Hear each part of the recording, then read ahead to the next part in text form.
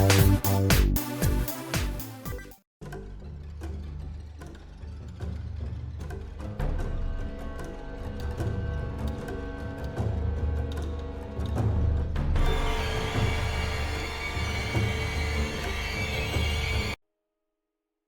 on Wellax Lives. I think it's time we play a little 7 Days to Die. Oh. Just logged in. You want to play? Where'd you go?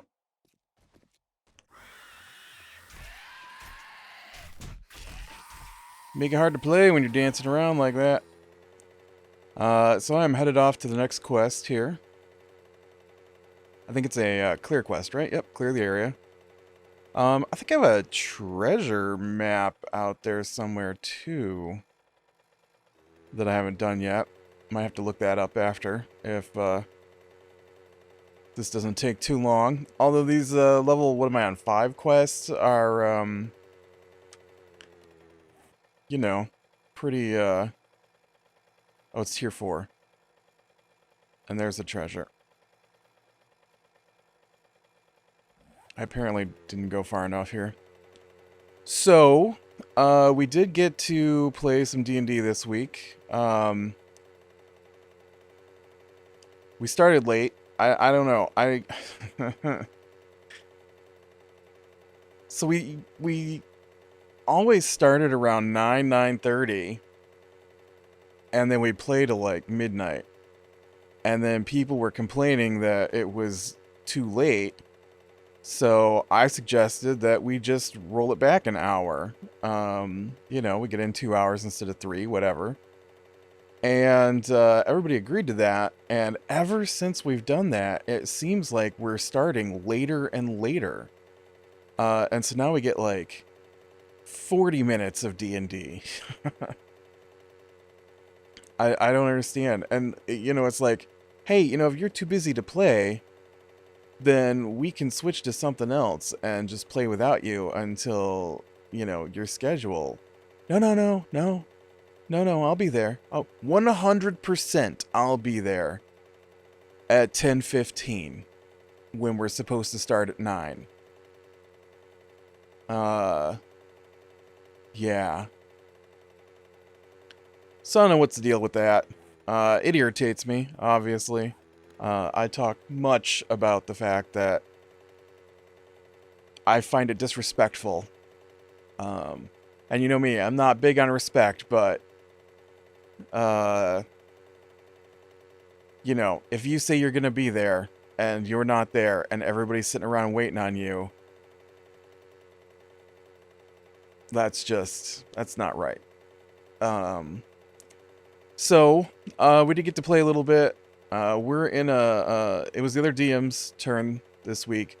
We kind of, it could have been my turn this week, but we didn't really play last week. We just talked about setting up this other game for the nights when somebody can't make it, and made some characters, sorta. But so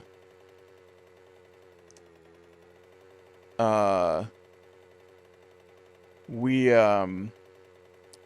played the other DM's game last night, and we're on a floor that I kind of hate. I hate this book. I hate this adventure. If someone goes, hey, what do you think about Dungeon of the Mad Mage? My answer will be, don't play it. Just don't play it. If you're looking for a dungeon, you might look through the book and grab one of the dungeon levels. You get pretty good dungeon level, some of them for specific levels. But some of the levels are really, really useless or dumb. And I really don't understand the point of some of it. For example, there was a floor. No, obviously some of it has to do with our DM, but we were on a floor where not not necessarily his fault at all, but we were on a floor where there was like basically nothing. There was a group of hobgoblins, and there was where is the entrance to this place? I mean, I guess this works. There's a group of hobgoblins and an old uh oh, I didn't even see you.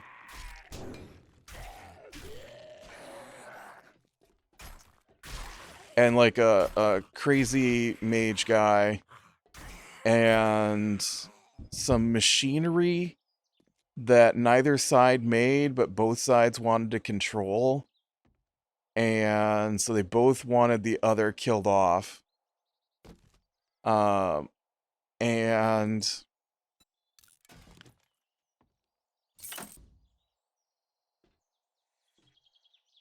I don't know what the point of unlocking the back door for me was, but hey. And so we talked to both sides. Neither were really aggro to us, and then we went on our way. Right? I mean, there was nothing to do there really. We barely fought anything. The one time we did fight something, we couldn't hurt it because it's the dumbest bad guy in existence.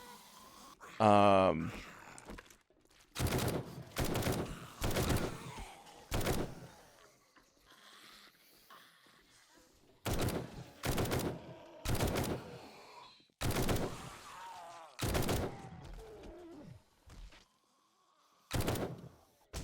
oop. Well, I thought you were out of bullets, but you didn't reload, did you?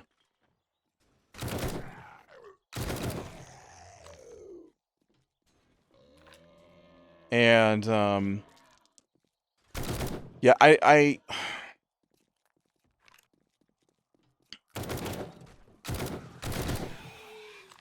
it's not okay. All right, it's not okay to have a bad guy who's immune to all weapons in a game that's mostly done with fighting weapons. I don't know why you would ever think that was a good idea. It's not just D&D. Pathfinder also has some bad guys that are basically immune to weapons. What's the point? Who thinks that's a fun idea? Bad DMs. That's who thinks that's a fun idea. Oh, look, here's a thing that you have to go through and explore, but every bad guy here is immune to your weapons. All your weapons. None of your weapons are capable of hurting them. They're immune to all weapons. Okay. Oh, and they're made out of fire. So, on top of that, they hurt if they just get near you. Oh, shoot. Like that.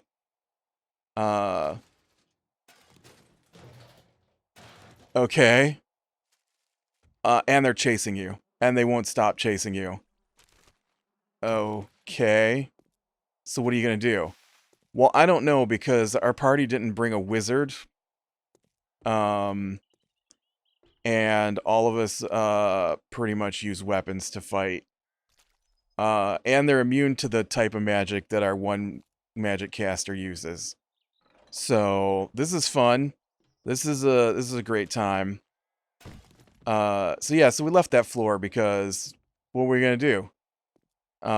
We could fight a high level wizard, or we could kill off a town full of hobgoblins, and neither one would get us something that we need. And there weren't any real quests, and the rewards were stupid for helping either side.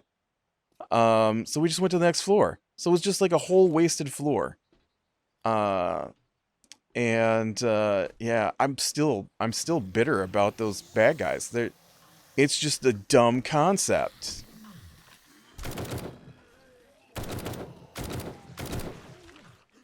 I don't understand why you would put that in your game. Pathfinder, now the only Pathfinder I've really played is the video game. But it's based off of the Pathfinder books, right? And so there's a bad guy in the Pathfinder video game, Kingmaker. that's just like those guys. They're immune. They're immune to weapon damage. Just completely immune to weapon damage. And and you can't hit them with direct target abilities on top of that. So the only way to do damage to them is splash damage, which is like a bomb, right? And I'm just like, what in the world? Why would you put this in a game? Who thinks that's fun? Let me tell you who thinks that's fun. Bad DMs. And by bad DMs, I mean DMs who just want to kill off their players. Now,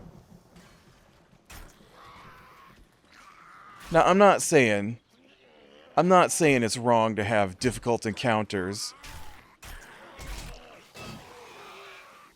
where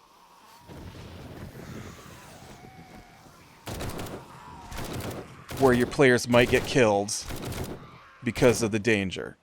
I'm not saying that, you shouldn't try to end your players' lives as the DM during a regular encounter. But what I mean by that is you shouldn't just have an encounter whose purpose is to kill off your players. And I feel like those kinds of bad guys, their only purpose is to kill off the players. Otherwise, the players would be able to hurt them. And I hate it. It makes me angry.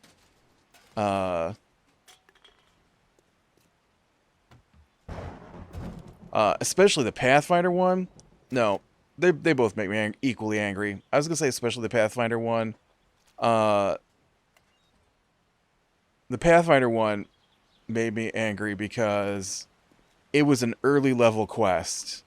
And given that it was a video game, and it wasn't a video game where you can, like, farm XP, so you have to, oh,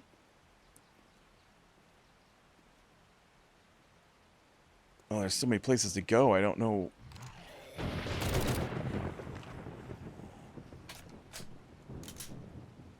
I don't know where it wants me to go. Oh, this is the same place.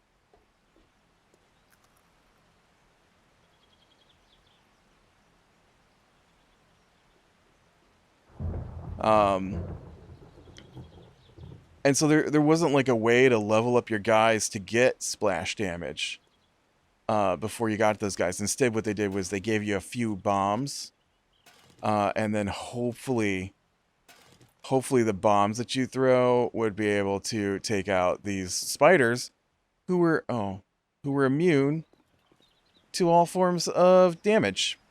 Just all forms of damage.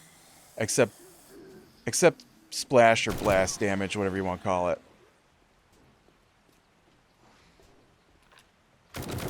Woo. Can't aim.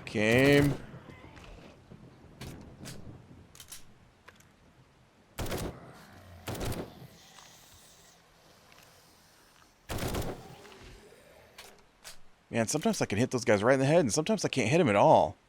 I don't know what the deal is with my terrible, terrible aiming. Is anybody up here I gotta kill before I go down that ladder? Yeah.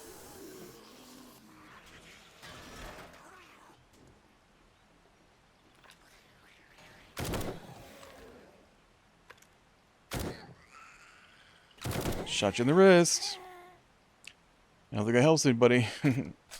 So anyways, so we get in this, they only came up because they were in the dungeon this week, but we didn't interact with them. I guess they came up because I was talking about dumb floors in this book. So the floor we're on now isn't necessarily dumb. I like some of the concepts, but I absolutely hate is that the silliness. I hate the silliness. It doesn't fit. We're not playing a silly campaign. The book is like a terrible mix of insane, and I don't mean like Mad Mage insane. I mean like ex-theater people pretending to be vampires to shake down people as they enter the dungeon. What? Like, we're adventurers. I don't understand. Like, who's like, okay, here's the deal. So we've got so we've got we got regular people, and then we've got the guys who are superheroes. So we're gonna go and pretend to be monsters that we're not, so we don't have any of their abilities, so that we can steal money by threatening them. Because that's what D&D. No, I'm trying to work here.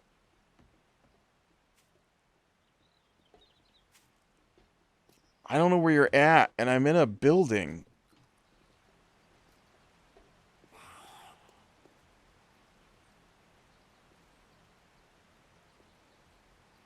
Listen, I can't come down for you. I'm on a quest. I can't. So basically a regular. Oh, there you are. You are in the building. Okay. Um I hear you. I hear you. I just don't know how to get to you, okay? And you're not even part of my quest. In fact, my quest is over. I'm in the loot stage. This is the loot stage, not the fight crazy screamy lady stage. Um, so you got your regular guards and stuff. Uh, but the players are like a whole nother league above that, right? That's why they're adventures. That's why they're a level 1 fighter is so much superior to a standard person. Okay. Now there's a chicken.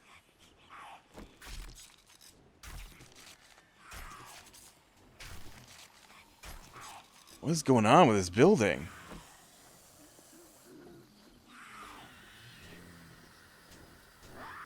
Alright, well, you guys figure out how to get through there. I'm gonna open this box. So... Yeah, it's crazy to me. That regular, like, theater people would go down into a dungeon where people die. Like, like the previous part of the campaign, uh, a troll, which is fairly powerful, comes climbing up out of the dungeon, which means that it went past those people, right? So, yeah. So it's got stuff like that, or like the floor where they're like, "Oh yeah, we run a magic school, but our headmaster is a demon who demands that you hand over all your magic items, if you want to leave this floor." Like, no, you. Phew. How are you guys doing on making a hole through this? You're not. That's the problem. And there's a lot of you. Because she keeps screaming.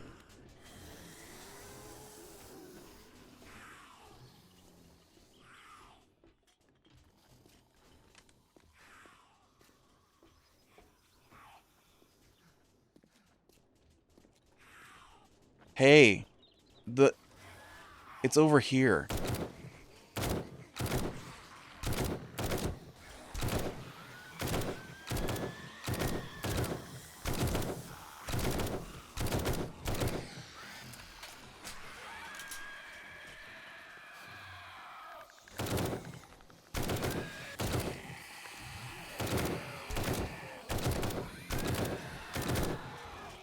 But yeah, so the floor we're on, I like parts of it.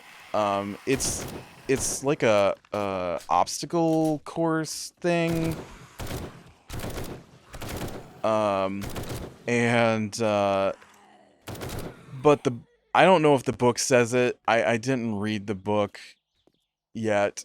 But our DM said that the book says that he's supposed to do like sports announcer voices every time something happens. So he keeps doing these sports announcer voices. Like, you'll step on a trap that teleports you, and he go, teleported! Or, they'll activate a trap, and like a stone statue of a dragon came flying toward me, and tried to squash my character. And he'd be like, woo, that was a close one. And I'm just like, oh, I hate this. I hate this so much. Like, I don't know. It's just, it's so bizarrely dumb compared to some of the other floors we've been on. I don't understand why it's so silly. I just don't get it. Not every floor, just some of the floors. Wh- I, I hate it. I hate this campaign so much, and we're not even close to being done. Is the thing. It goes like 23 floors, and I think we're on like floor 14. So we're like half-ish, a little over halfway through, and I hate it. So, yeah. So anyways, we're on that floor. One of our guys stepped on a teleport trap because you can't see them, you can't detect them. Another dumb feature. They're impossible to detect, and so you've got no choice but to step on them.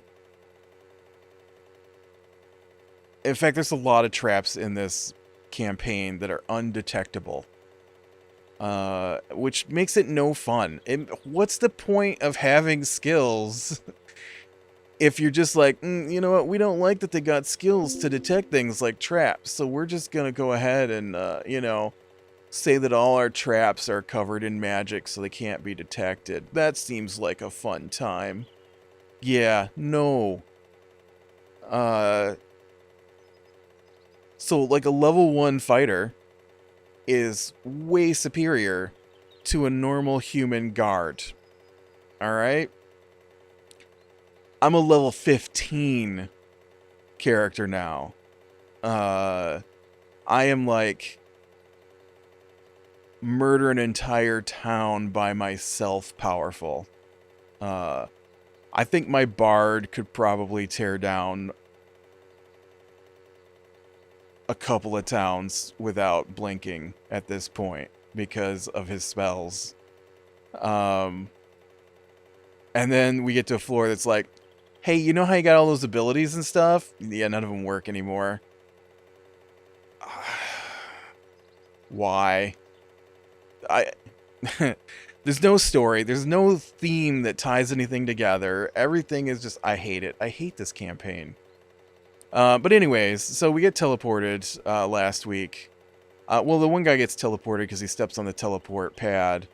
Once you get teleported, then you can't be teleported again for an hour.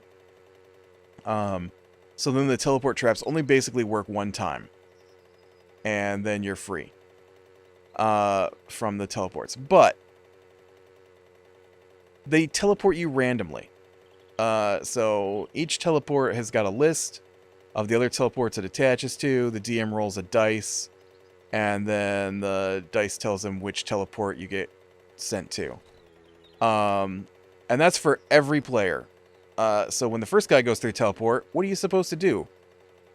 Just leave your teammate stranded? No, of course you go into the teleport yourself.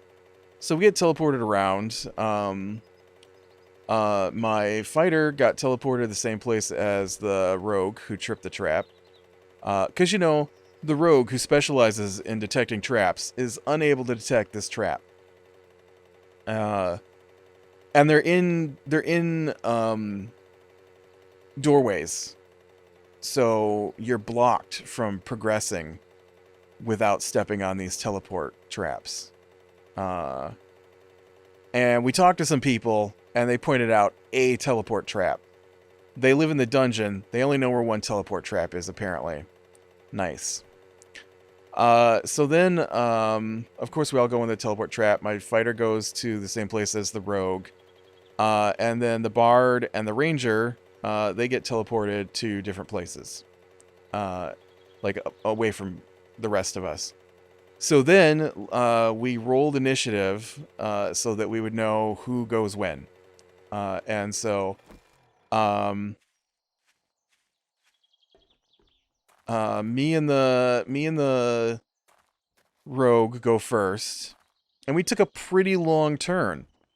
We looked around, we talked to, we investigated some things.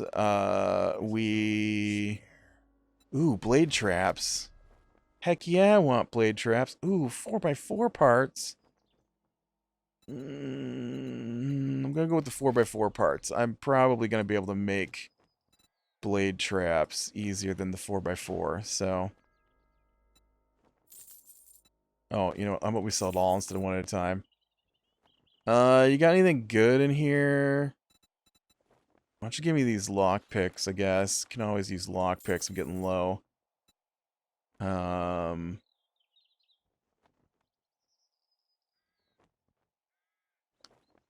Um...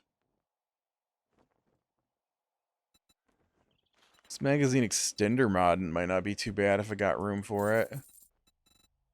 Alright, let's see what's in your special. Um...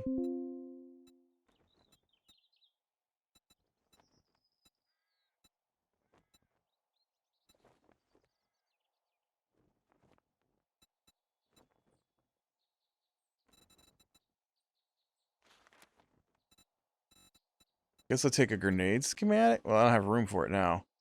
I got too much stuff. Never mind. Ooh, got any special jobs? Tier 5. I feel weak. Why am I weak? I'm still infected, apparently. Here, take a vitamin. It'll make you feel better. And then I'll go ahead and get a actual antibiotic when I get back to my base here. So yeah, so like we looked around, we were next to this big open area that he said was full of lava. We checked a body. We had to deal with a trap.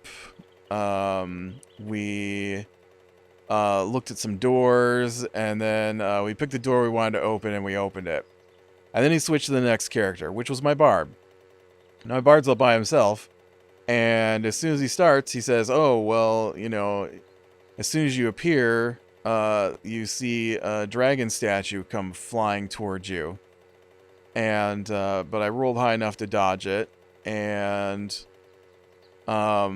so then I took a few more steps around the corner, and then there was a pit trap that I fell in, and so the pit trap had the cloud of death in it, so basically poisonous cloud that kills you over time.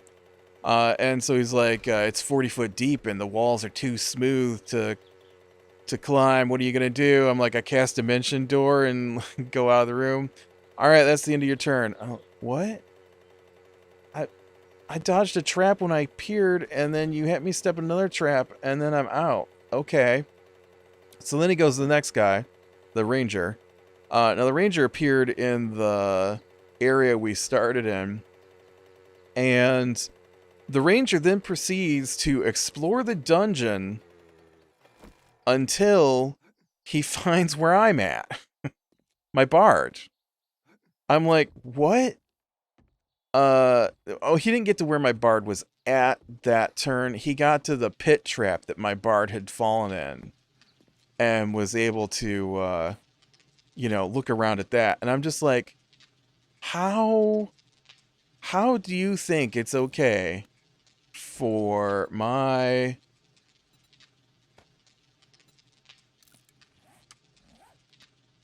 Whoa, what just happened there?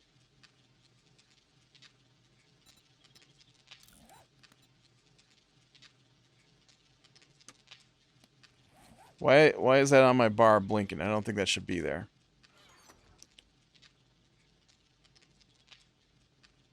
But yeah, so we explored a little bit, and then we got to a spot where the bard and the or not the bard, the fighter and the rogue um were trying to decide where to go, and I'm like, hey, I actually am strong enough to leap over this chasm, and so we could hook the line here, and then I'll wrap part of it around me, and I'll jump across, and then uh, and there you go.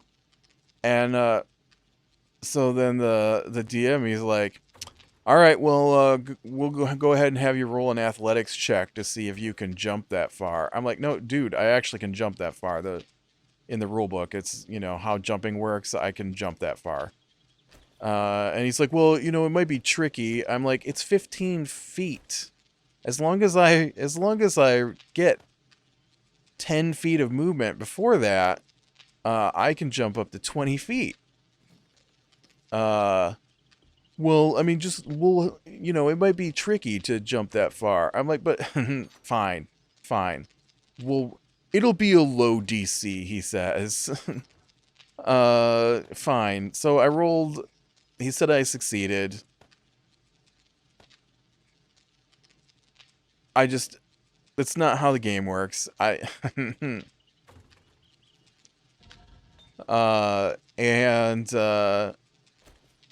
so yeah, so I think that was about the only super irritating thing for me.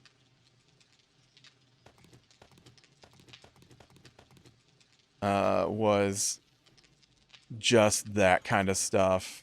And then we ended pretty soon after that because, well, I mean, we can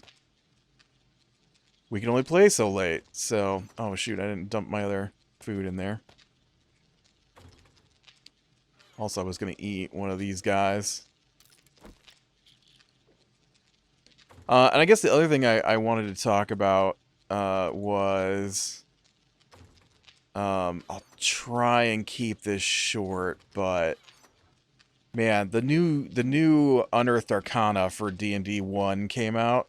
So D&D 1 is like the next version of Dungeons and Dragons. It's supposed to be compatible with weird. I bought one of these and I also had one of these. I don't think that was a thing, but okay. Oh, you shouldn't be in here. Why are you in here?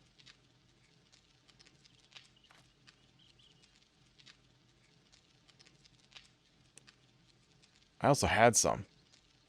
Should have just put that on my guy earlier. I have a lot of scopes.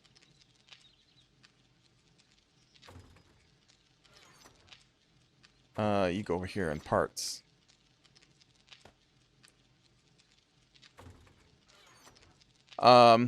And so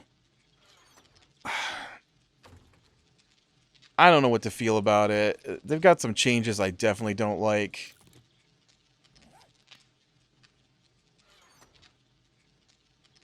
Nice. I got the chassis. So I just gotta get the I just gotta get the parts, right? Yeah, the accessories. Well, that's awesome.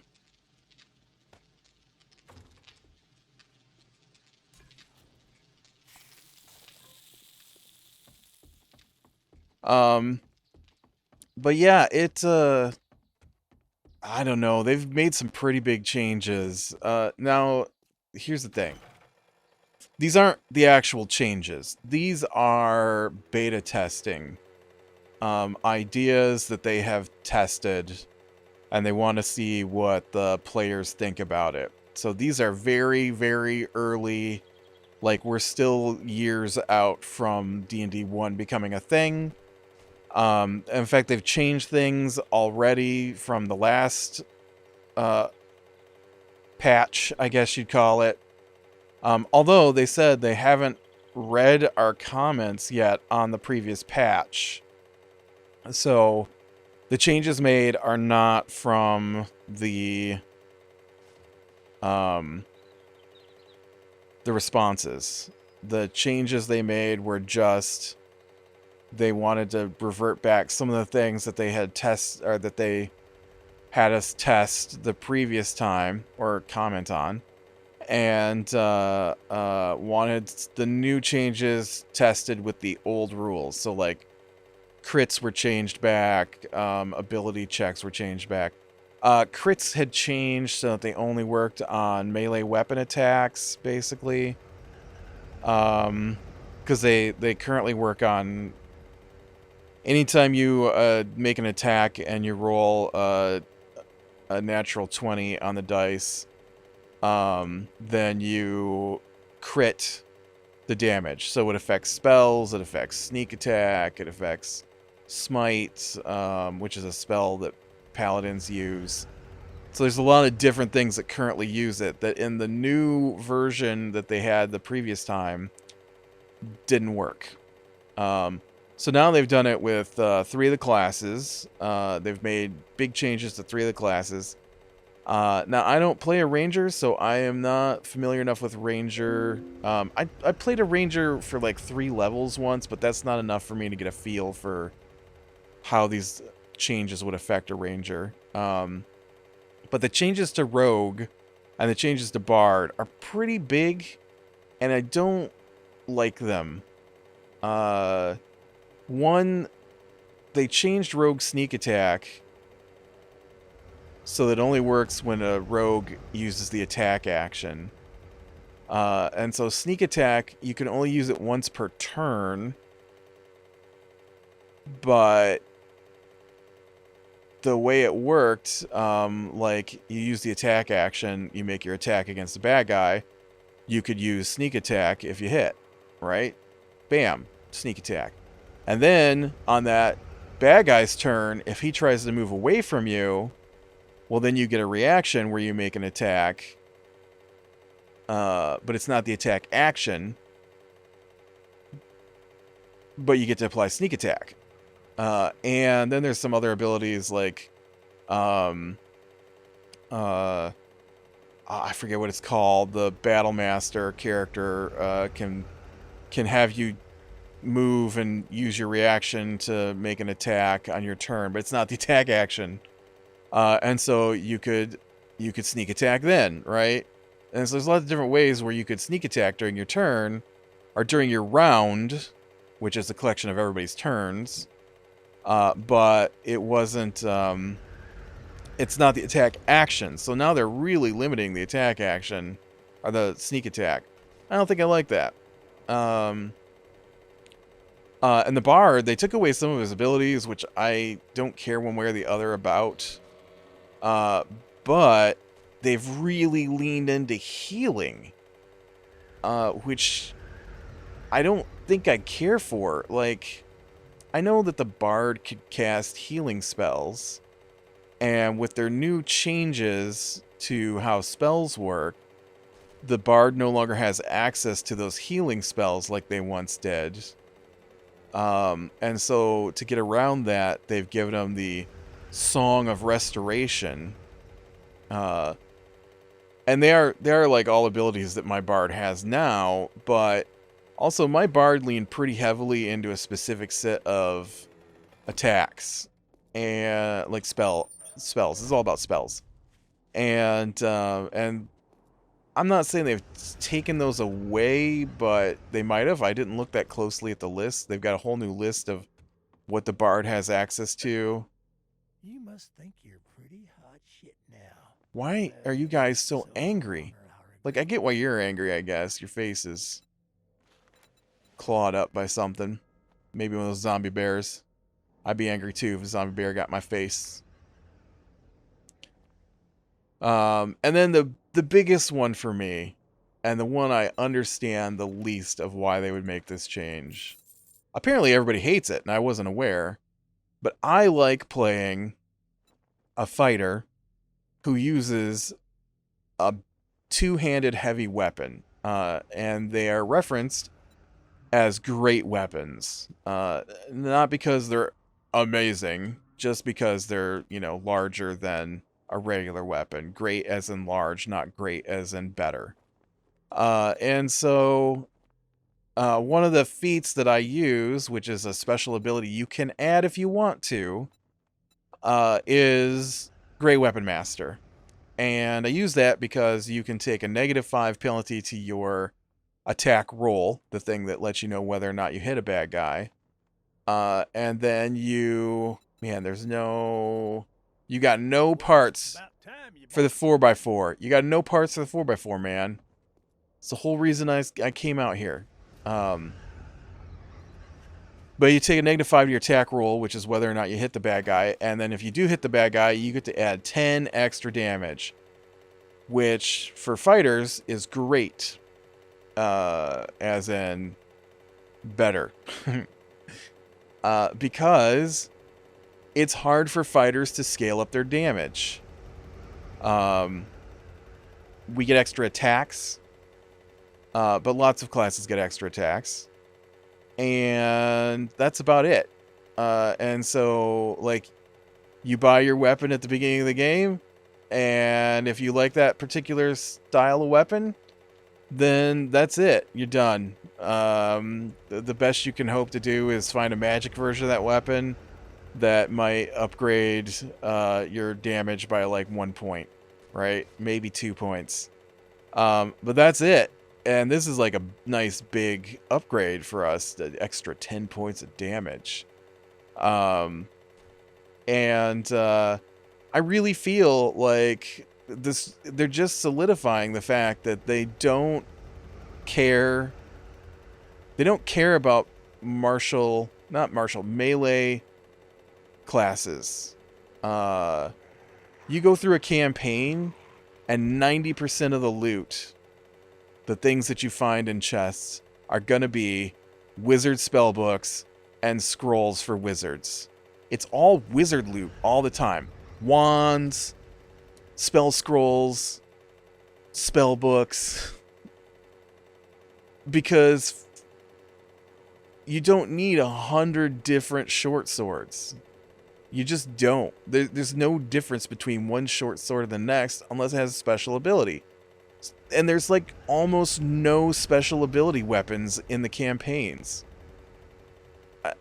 It's awful. I really think that they need to get someone to come up with weapons with different abilities on them. Because as a fighter, and I don't hate this, as a fighter, I basically run up to the closest bad guy, and then I swing my weapon, currently 3 times. And then my turn is over. I don't have really a lot of decisions to make. I just swing my weapon 3 times, and then my turn is over. Again, I like that. I like that that's my fighter's job. Get up, get in its face, maybe grab a hold of it, maybe throw it to the ground.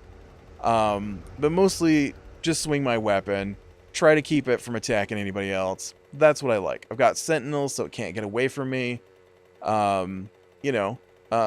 Basically, if I was playing an MMO, I'm the tank. And I enjoy that. But it would be nice if every once in a while you found something that was like really cool for melee types. But there's almost nothing. There's almost nothing in any of these books. We did a whole campaign, and I think all we found was a rapier that no one could use. And I'm just like, nobody wants to use the rapier. My guy's a great weapon master. I can't use the rapier. My rogue can't use the rapier because I didn't get those abilities that lets the rogue make sneak attacks using a rapier. In the way that I was currently playing. Like, I would have to change up how my character was designed to be able to use a rapier. And I'm just like, nobody's going to use the rapier at all, ever. And that's it. That's the only magic sword in the entire campaign.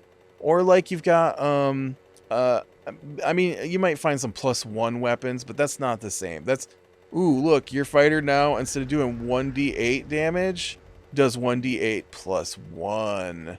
Meanwhile, the wizard went from 1d10 damage to 3d6 damage. He just gained 8 damage on his spell. Or, you know, they might go from 1d10 to 3d10, you know, and I'm like, okay. And my fighter, ooh, he got extra 1 point. Woo! You know, I don't necessarily feel like I need to do more damage. That's what the Great Weapon Master was for me. And I've never leaned into there's a there's a thing where you get like Great Weapon Master, Polearm Master, and Sentinel, and you use a polearm weapon that's heavy, and then you can take advantage of all of those feats together, and they let you do like insane things. I've never done that because it's really min-maxy, which I don't have a problem with necessarily, but I like to theme out my characters usually in my head. And so I've never really played a polearm master character. I did play one in our home campaign, but I don't think that she would have grabbed Great Weapon Master, given that she was a warlock. It wasn't in her theme. So I've never just gone, I'm going to min-max this character so that I'm the most annoying character on the battlefield. And so I don't know. It's weird to me to tear apart feats that are basically designed to give certain types of fighters a boost. I don't know. I didn't like it. But yeah, there's a more than a handful of things that I'm definitely gonna have to comment on when the survey on what we thought about the changes come out, because I don't know. I don't. And then one more thing. They got one more thing real quick was they last UA okay, some corn and some iron. That was a terrible supply box. I mean, it wouldn't be terrible if this was like 70 levels ago, but it's not. And I can make my own 50 iron, thanks. And I've got tons of corn. Yeah, anyways,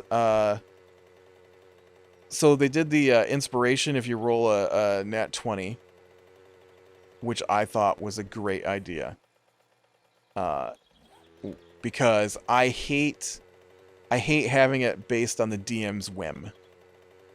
And so I think that change, it's not, you can still get it from the DM's whim, but I like that there's a mechanical way to get inspiration. Because not every DM hands out inspiration. I've played for a few. None have routinely handed out inspiration. And so it was nice that there was a way to get inspiration without bothering the DM. Because a lot of times it's like, if you feel like your player has played their character correctly, you can hand out inspiration. But that means that you're not playing the character the way you want to play the character. You got to play the character the way the DM wants you to play the character. I don't like that. That's not how it works. That's not the DM's job to police how the players play their character. The DM's job is to police how the world reacts to the choices made by the players.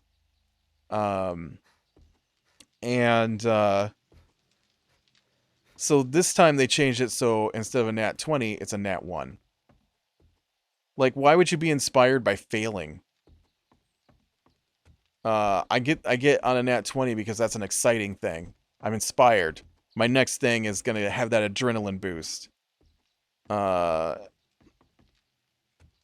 now I've failed, and I get inspired by failure. I don't know. I don't think that's a good change either. But yeah, so I'm definitely gonna have a few things to say when the next survey comes out. But all right, well, with that, be bearing the small things, lean to the light, and I will talk to you later.